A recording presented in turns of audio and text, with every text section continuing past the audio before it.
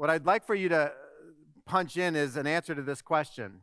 What do you suppose Jesus most wants to capture in your life?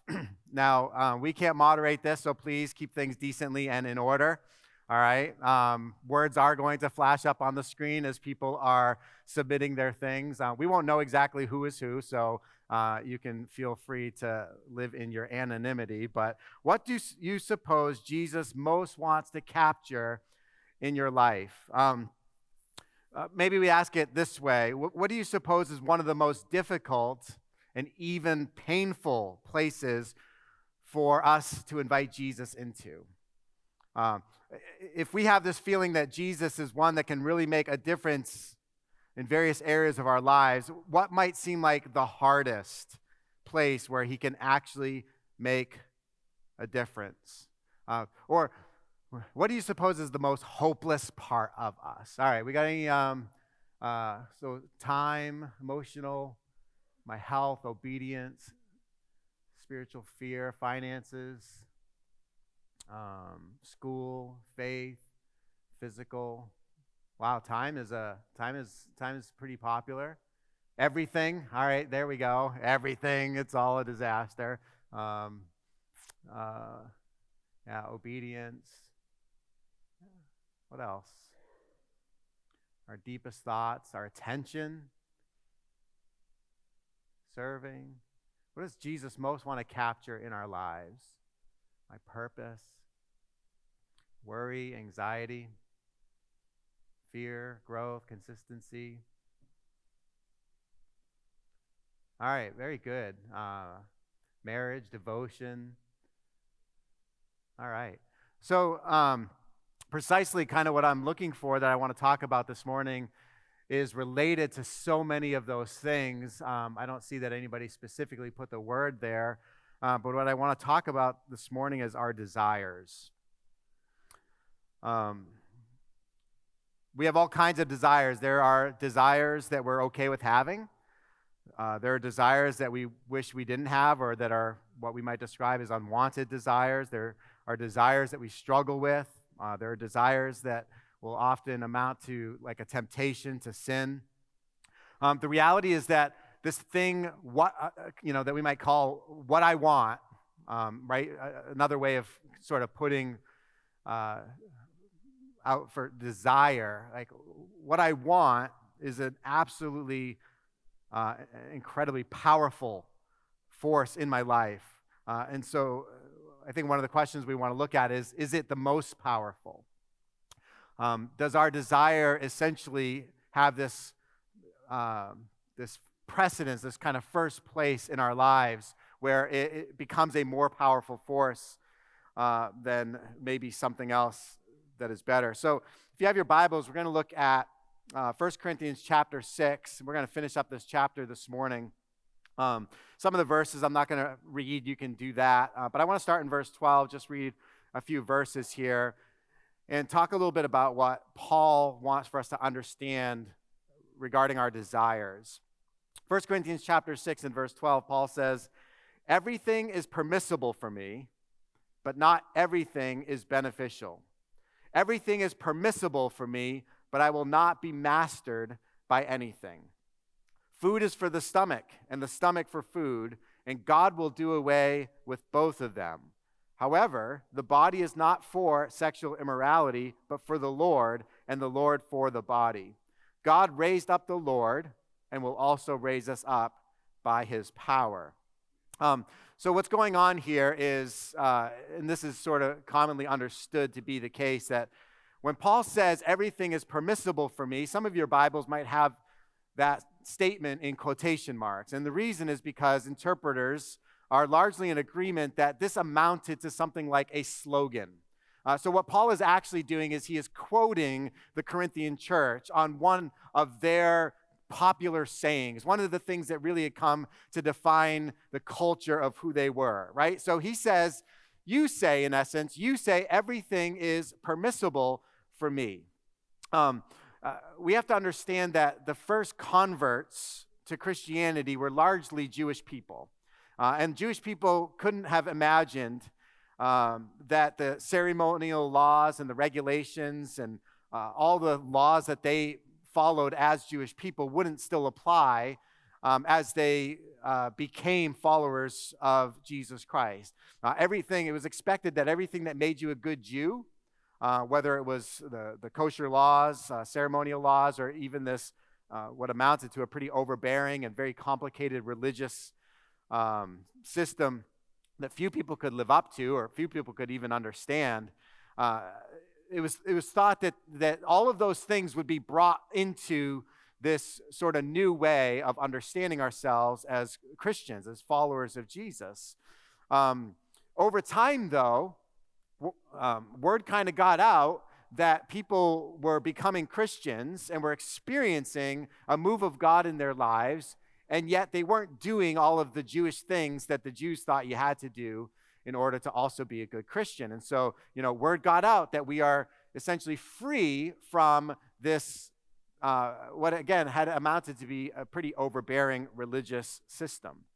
Now, what's true and what we need to understand as Christians is that we are free from the law, which brings condemnation and death. Paul, the writer of this letter, wrote elsewhere that we're free from the law that introduces condemnation and death, right? The law points at us and says, you are guilty, right? It condemns us and then also condemns us to death. And so what's true is that properly understanding what it means to be a Christian who's been made right with God, I'm not under that condemnation, nor am I subject to the death that it threatens me with. But in the understanding of I am free from the law, there are three things I just want to say are really, really true about what that means, and then I'll share with you something that's not true. For one, when I say I'm free from the law, what I mean is I'm free from micromanagement. How many of you like to be micromanaged? How many of you like to have like every kind of detail or facet of what you do, let's say at work or in some other place that you find yourself, being managed by another kind of overlording personality? Anybody like that? No, that drives you crazy, right? You're thinking, hey, I'm an intelligent being. I can do stuff, right? How many of you have a t-shirt that says, I can do stuff? I've seen that every once in a while. And so when somebody micromanages us, we find that very, very frustrating. And the law had come to, because of often the way it was interpreted and applied in life, it had come to micromanage every aspect of a person's law. Secondly, I'm free from being ruled by fear. What certainly would have been true for many Jewish people as they attempted to live according to God's law is that their compliance with the law was essentially compelled.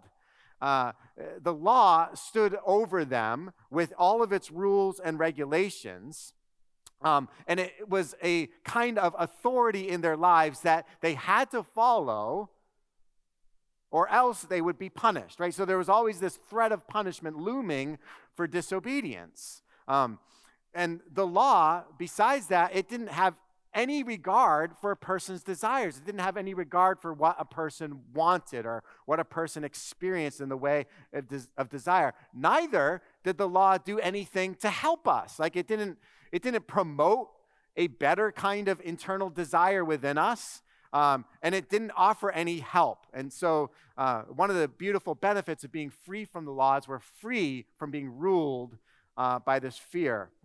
And then thirdly, I'm free from all the complicated extras, right? So a lot of times when you hear Christians talking about being free from the law, the idea is there's all this extra stuff that people tend to heap onto the law because of their interpretations or their applications that essentially multiplies the law, right? That then micromanages us and threatens us with fear. So we're free from all the complicated extras. In Jesus' day and in Paul's day, when the average Jewish person, when they were confronted with the law, they were just overwhelmed by it, right? They oftentimes couldn't understand it. Oftentimes they couldn't actually live up to or measure up to all of its standards and requirements. It was very, very inaccessible to the everyday person, kind of like we're in tax season, right? Kind of like the way the Internal Revenue Service tax code might feel to many of us. Just daunting, right? And so we're free from all the complicated extras. But let me tell you something that isn't true. What isn't true is that I'm free from every law. This gains popularity in certain circles, this idea that that you and I are just like, we're free from the law. I can do whatever I want. That's a very interesting concept, right? The truth is, we aren't actually free from every kind of law. How many of you are free from the law of gravity?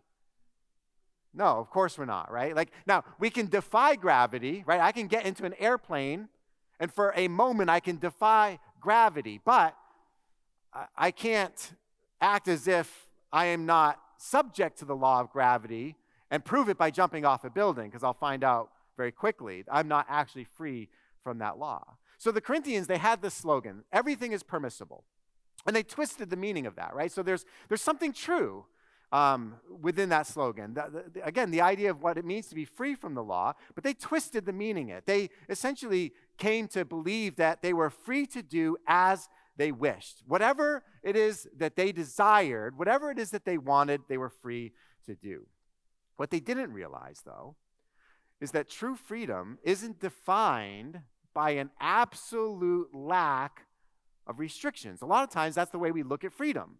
Like, what is freedom? Well, freedom means fewer and fewer and fewer restrictions on my life, fewer and fewer things that are telling me what I need to do or what I should not do, right? But freedom isn't defined by simply a lack of restrictions. Like, if I could get close to zero restrictions, then the more I'll be free. And so in that sense, maybe freedom isn't what we think it is. So Paul refutes the slogan, everything is permissible. Paul refutes the slogan in two ways. And by looking at these two ways, I'd like for us to have an understanding of the interplay of things like freedom and things like desire and things like our will. So let's look at the first refutation. Paul says, again, quoting the Corinthian church, everything is permissible for me. But, Paul says, and here's his refute, but not everything is beneficial, right? Like, you can have the attitude that I can do everything, and Paul's just pointing out, okay, well, granted that you are permitted to do anything, one thing you need to realize is that not everything is good. Not everything I can do is good to do. Hello? There's a lot of things I can do. Just because I can't do them doesn't mean it's good for me to do them. Not everything that's within my power to do or within my will to accomplish advances the cause of what is good, whether it's something that is good for my life or good for the lives of others. We probably generally agree with these sentiments. But what if we reframe the statement with the language of will and desire, which is what we're talking about this morning? I'd say it this way. Not everything I want to do is what I should will to do. Not everything that I want to do is what I should will to do. What I'm doing there is I'm making a statement that requires that this concept that we call will and this concept that we call desire be two different things. For much of human history, we have believed as human beings that these two things are different, that will and desire are two different things. But unfortunately, we are finding in our day that rather than those two things being held as different, they've being brought closer and closer together until they're almost indistinguishable. There's been a time where something like goodwill has been understood as a voluntary action to do something that is truly good, or to abstain from doing something that is not good, even when, or especially when, a person's desires were the opposite of what might be considered goodwill. For instance, heroism was seen as an act of the will, right? A person that did something heroic, they were described as such because they willed to act in a way that was contrary to a desire, like the desire for self-preservation, say. Right? We all know that the desire to preserve ourselves, to protect ourselves, is a really, really strong desire, right? So what is heroism? Well, heroism is essentially laying aside that desire and willing ourselves to act even in the midst of danger, right? A virtuous person was a person who chose to do a virtuous thing, even though or despite they had this competing desire to do otherwise. That is, they wanted to do such and such, but they willed to do the more virtuous thing in its place. Now, the ethic of Jesus, and by extension, the ethic of Christianity, would maintain a similar distinction between a person's desires and a person's will. And it wouldn't be surprised at all to find just how different those two things can be. That will and desire can oftentimes be very, very much at odds with one another. Now, today, that ethic, I think, has changed, and changed a lot, right? Like I said, the distance between will and desire has been shortened to the point where it's really all but gone. How a desire is measured is less about comparing it to an outside fixed standard and more about weighing it with, well, is it good for you, right? That would be one of the very common questions a person might ask when trying to determine whether or not something is good. Is it good for you? That, of course, is a very subjective test, is it not? Not only is it subjective, but potentially even dangerous and deceitful, right? How many of you have ever wanted something that wasn't good, right? And like for you to act on that thing would truly have been to your detriment. Is it what you want? Dallas Willard, a pretty famous writer, theologian, he makes the case that in our culture, we have lost the idea of this fixed standard of what is good. It's as if we don't even know what is good anymore. He says, if someone wants to know a lot about mathematics, well, we know where to send them, right? We know where to point a person so that they can go and find out a lot about mathematics. But if somebody comes along and wants to know how to be a good person, we find ourselves oftentimes confused about where we should send them, because the idea of goodness, instead of being this fixed standard that is not subjective, but rather is this objective reality that doesn't change with the times. It doesn't change with the ebb and flow of culture. It doesn't change with our changing belief systems. It stays there, fixed, remained. What is good because God has ordered it to be good, right? Like that concept has been really dismantled from the way so many of us think. And so our will starts to blend with desire. What is good is seen more as, well, what is good for me? What is it that I want? And that's how we have come to define goodness. The problem with that is that we have turned will and desire into essentially the same thing. Now, when that happens, real will becomes a weak force in our lives. I believe that will ought to be a really, really strong and powerful force in our lives. The fact that we have the capacity to will to do something that even goes against some of our strongest desires. But will becomes weakened. Especially today, it becomes weakened because we can do just about anything we want to do, right? Like how accessible is practically everything to you and to me to satisfy whatever particular desires or cravings we might have, right? Like the world is our oyster. And the fact that everything is so easily accessible has actually created a weakened form of human will, because we can do just about anything we want to do. There's been a progression when it comes to like how human beings have interacted with food, right? For much of human history, food was scarce. It was hard to come by. And so a person could sit there with hunger pains and think, as much as I want that is, as much as I want that food, it is outside my will to make it so. Sometimes, no matter how badly you wanted to eat something, it just wasn't accessible to you. But then comes along the invention of the marketplace.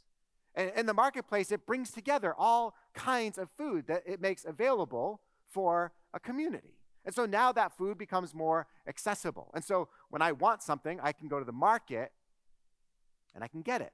Well, maybe I couldn't get everything I wanted, and so that's why we had to take it a step further, right, and make supermarkets, right? Markets, those aren't good enough. We need supermarkets. We need aisles and aisles and aisles and aisles of endless options for you and I to consume. Well, that also wasn't enough, right? Because, I mean, you got to go to the market, you got to buy the food, you got to pay for the food, you got to bring it home, you got to open it up, you got to prepare it, cook it, all that stuff. I want somebody to make the food for me, right? And so we invented the fast food restaurant. And we said, I want a hamburger and I want it right now. We said, well, that's not good enough. So we created the drive-through window, right? Like we're making it possible for us to have at our fingertips everything that we could possibly want. It's gotten so bad that fast food wasn't enough. Now, there are services out there. Some of you don't know this yet, but there are services out there that, believe it or not, will bring that fast food to you wherever you are. Can you believe it, right? The idea is this: I want that, I will have that. All of the space between those things has been obliterated. It's gone, right? I want it, click, click, click, click, click, ding dong, right? I have it. Somebody turned me on a few weeks ago to intermittent fasting. How many of you ever tried intermittent fasting? Right? Or just fasting in general?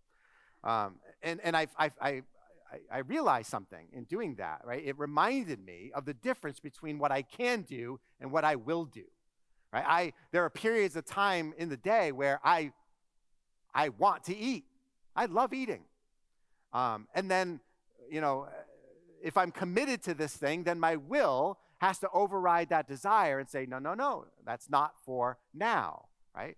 And listen, I do this.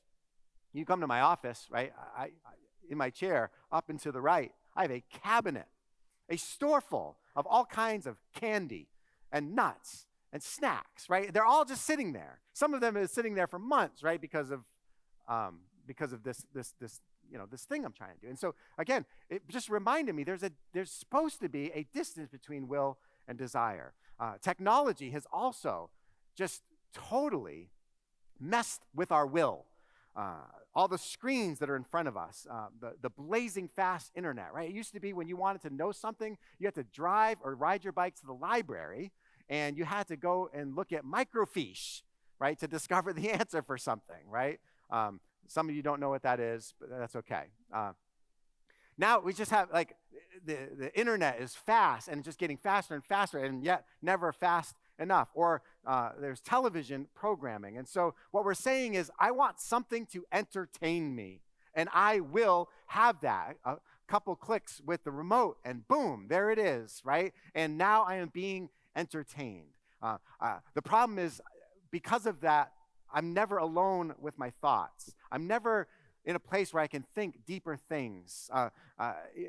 Isn't it sad, like, how a lot of times we observe this in childhood behavior, kids that are just constantly on screens, completely losing the ability to be creators in this world. Did you know that part of what we were put in this earth to do is to create? It was to make something. It was to live our lives with purpose. But when we just plant ourselves down on the couch and scroll on our phones, or binge watch whatever happens to be the fare for today, like, our will to actually do something intentional and purposeful and meaningful is ruined.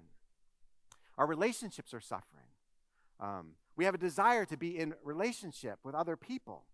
But a lot of times, because of the cost of actually having a good and healthy, committed relationship, a lot of times we just give into non-committed relationships. People just hook up or engage in, some just kind of casual sexual behavior with another person, or leverage something like pornography, right? All of these things are basically saying, I want that, I will have that. And so our will is weakened.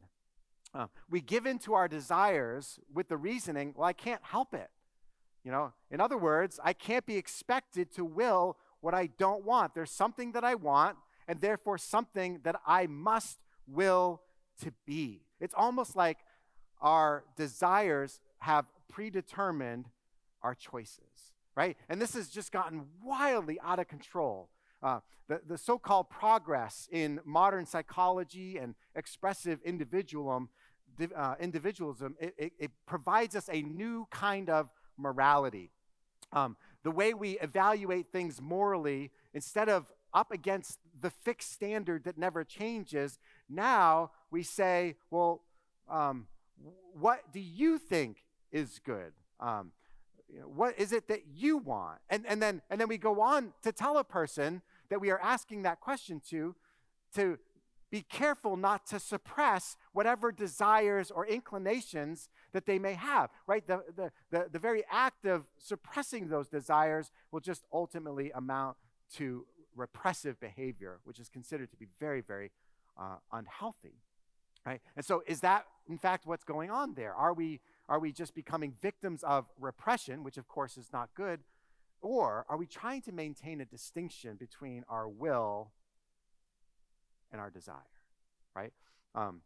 So Paul says not everything is beneficial for us. Everything is permissible, but not everything is beneficial. Well, should we then aim for having less desire? Like, is that the objective, that I should just have less desire going on in my life? After all, if my desire is lessened, will that help me to get along better in life without all the trouble of all those difficult emotions and feelings and wants, right?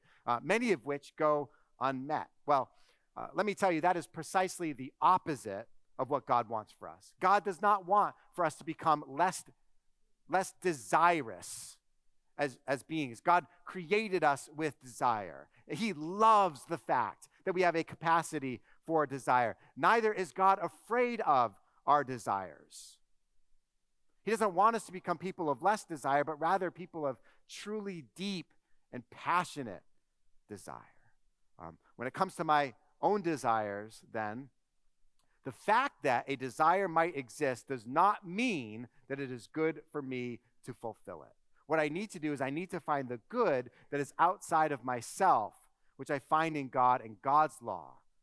Or we might call it something like, I'm surrendering to Jesus' lordship. So everything is permissible for me, but not everything is beneficial. Secondly, Paul says, again, quoting them, everything is permissible for me, but now his second refutation is this: but I will not be mastered by anything.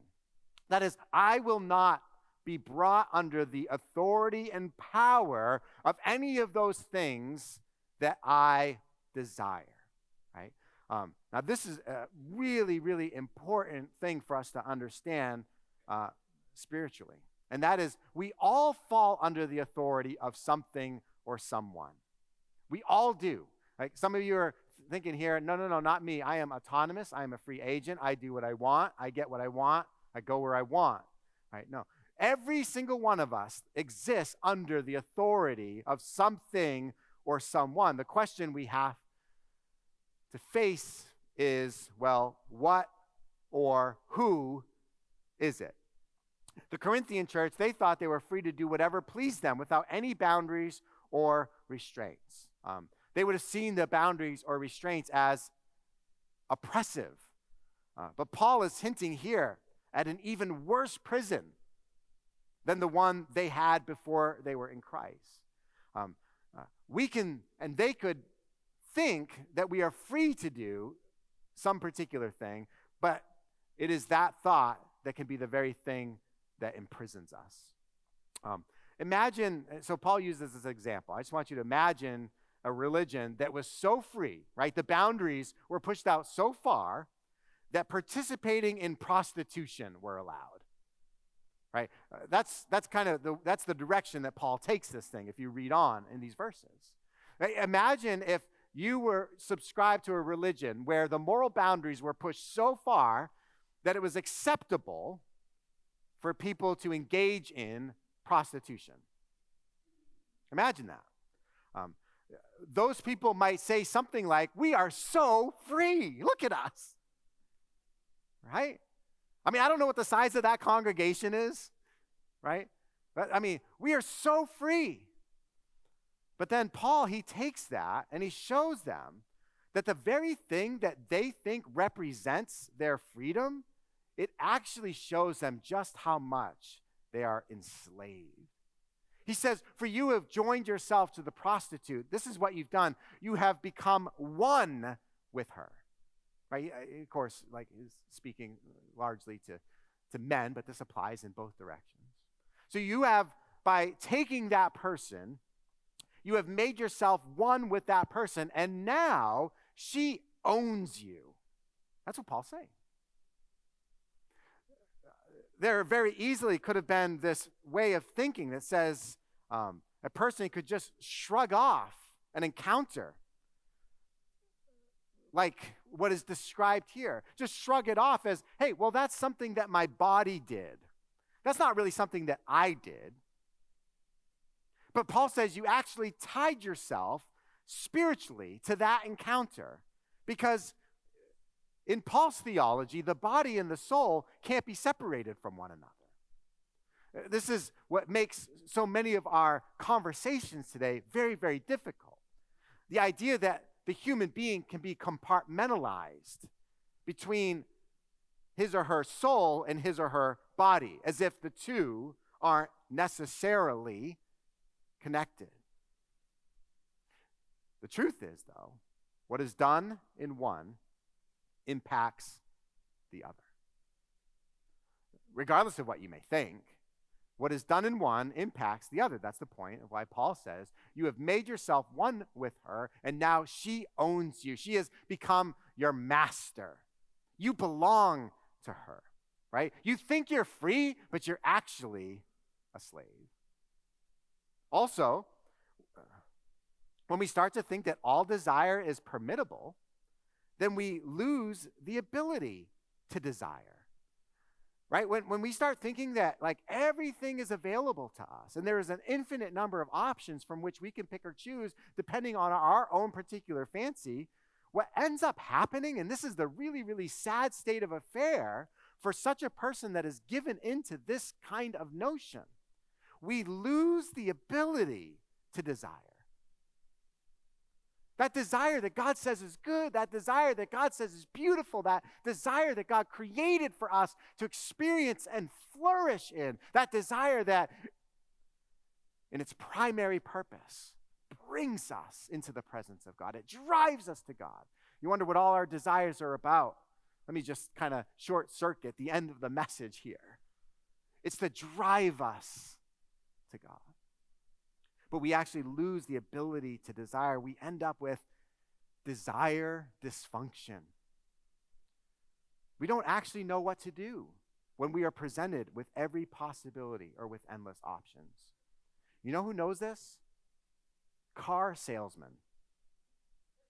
Right? You ever go buy a car? And if you say to the car person there, the person that's going to sell you the car, I would like to look at every one of your cars. They're not going to do that, right? What they understand is that you cannot handle as a human being, as a finite being with limited capacity. You and I, we can't handle all of the possibilities that are out there on the parking lot. They know that they have to get you to want a particular car badly enough that you'll pull the trigger and close the sale. They know that they have to focus your attention on one, right? As soon as you start thinking about, well, maybe there's, let me just boil it down to these 4 or 5 options. I'm going to go home. I'm going to sleep on it. They know there's a really good chance you're just not going to buy a car. The human heart can't handle infinite desire. We end up becoming paralyzed by all the choices, right? We walk away saying, I don't want a car anymore. I'll just keep driving my car. Or I'm going to start taking the bus. And so here's where the prison comes in. When we think we are free, it's the freedom, the thought that we have freedom, that's what traps us. If I see everything that's out there, every moral choice as an equally valid moral choice, that is ultimately determined by how I personally and subjectively weigh them for myself. If that's how I see things, everything is a viable option, I will be paralyzed in promoting the desires which are the most good to the efforts of my will. Instead of taking all of those desires that are in me and promoting the best ones for my will to act upon, I will find myself paralyzed. And I'm not going to will to do what's best if it's a lot more difficult than all the other options. And because I'm alive, the very fact that there is molecular and cellular motion occurring within this human frame and your human frame, I and you, we have to do something. None of us can sit still. None of us can not do, right? As human beings alive in this world, we have to act. And if my will isn't directing my actions, if my will has become so suppressed and so weakened that it is no longer informing the result of my actions, then impulse becomes my default. Any of you ever done anything by impulse, right? Reacted? Like, where does that come from? If I'm at home and I'm hungry and I say to Renee, hey, what do you think we should have for dinner, right? And then she rattles off 3 or 4 or 5 suggestions, and then I think, wow, here's 3 or 4 or 5 other options, right? And now all of a sudden we have 15 different things that we can choose from. I'm just going to end up eating a bag of chips, right? Have you ever done that before? What is that? That's impulse. I'm hungry. I'm going to satisfy that urge, that impulse with what I've got right here at hand. And we do that with far more important things than what we choose for our next meal. When we start letting our desire determine what we do rather than our will, we essentially find ourselves living a much degraded form of the human life that God wants for us. When we are driven by impulse, by real desire, or real desire becomes less potent in our lives. If I impulsively eat greasy, salty food and then I wash it down with a sugary drink, the desire for healthy food is going to weaken.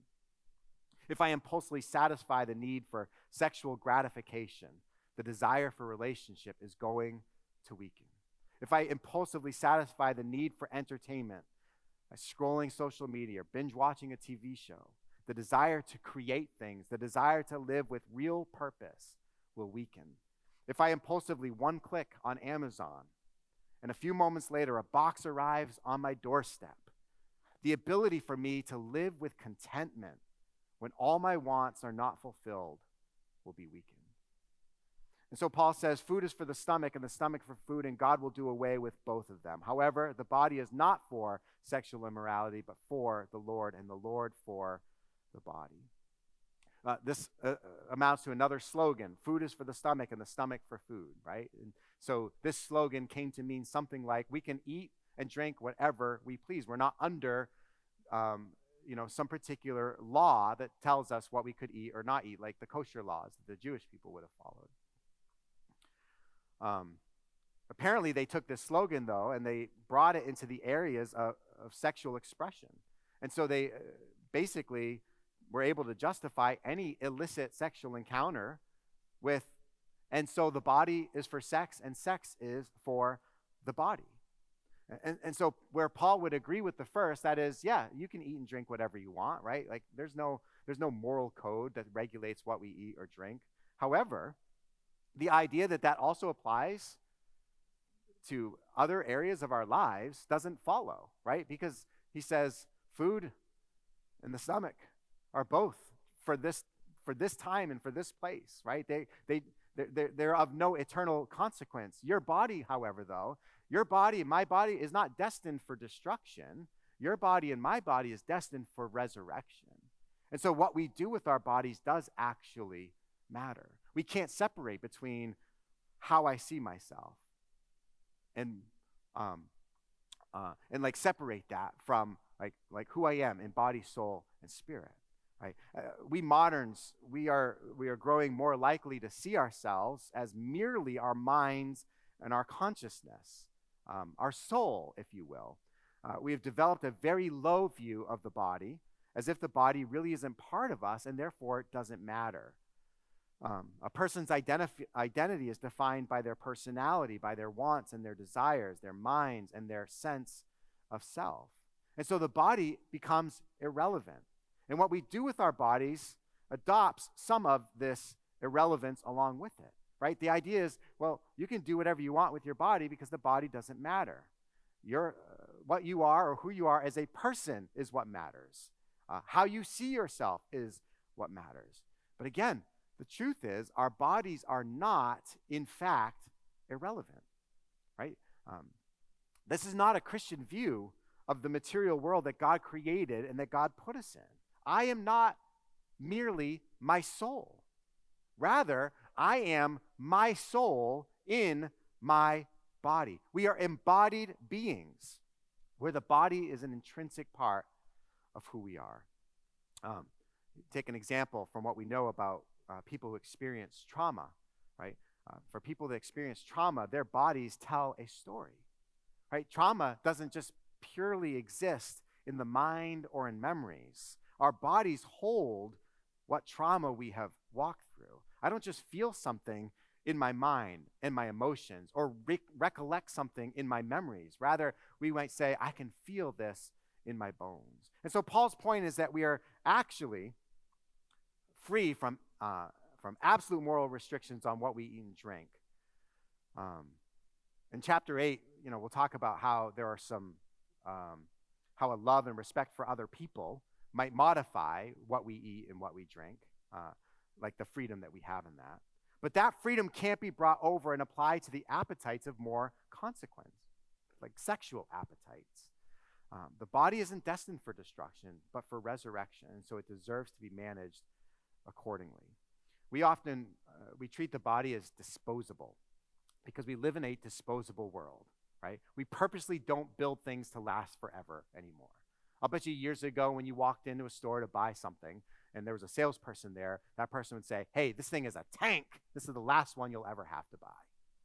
They don't do that anymore, right? Now you buy something in the store and the cashier says, would you like to buy the service plan with that? Because they know it's going to break the moment you get it home, right? Our wants and our desires are treated as disposable commodities in this disposable world. We build entire enterprises on those wants and desires. There are people that are just profit-making machines that are taking advantage of the things that I want and the things that you want, whether or not those things are in fact good for us.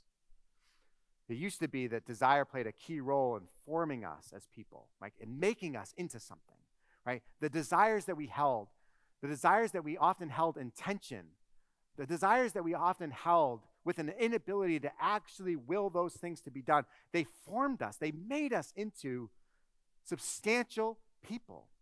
Like you could only do so much. There was only so much available that some of your desire, some of my desire had to go unmet. And so what happens in a healthy person is all those desires that we have, they're carefully pruned so that the best and the most good desires remain. They rise to the top, if you will. And they're the things that are given attention to and the thing that our will acts upon.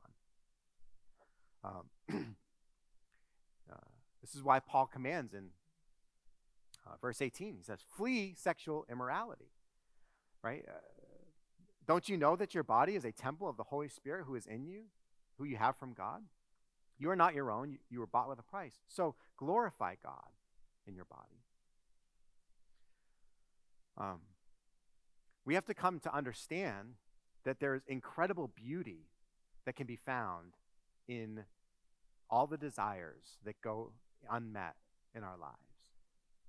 If we'll just allow ourselves to be awakened to what those desires are and not just simply reach into the cupboard every time our stomach growls. If we'll not just, pull up whatever the app of choice happens to be on our phone when we find ourselves with a moment of boredom.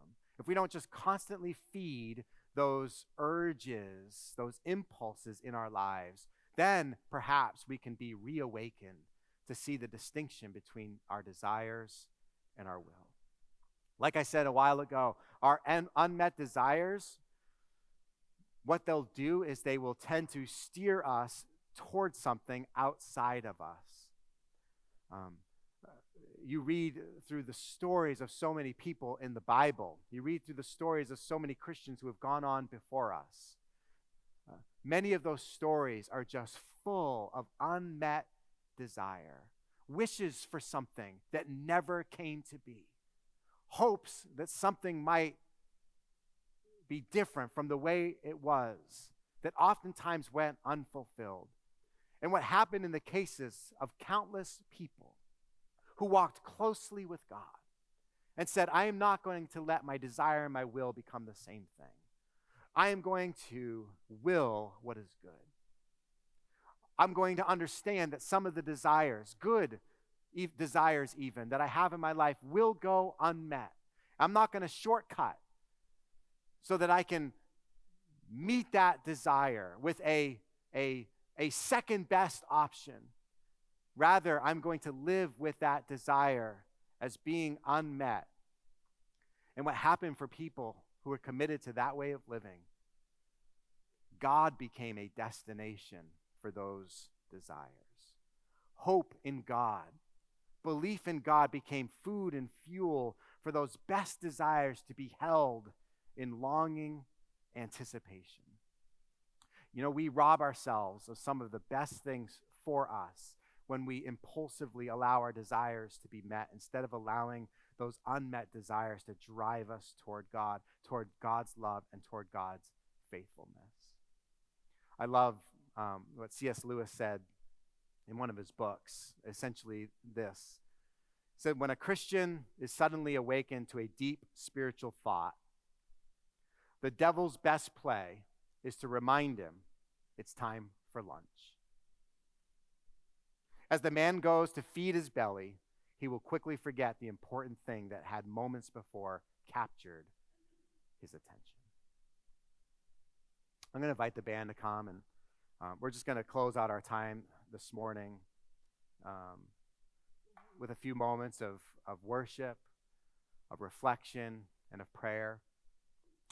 So I'm just going to invite you as they lead us in song to just think about, God, where is it that maybe my desire has essentially amounted to my will? Where is it that instead of seeking what is truly good, I have more resolved to define for myself what is good? And because I'm able to, because I can, because everything is so accessible, I willed it to be, and it was. What might be an area in your life, in my life, that we need to surrender to God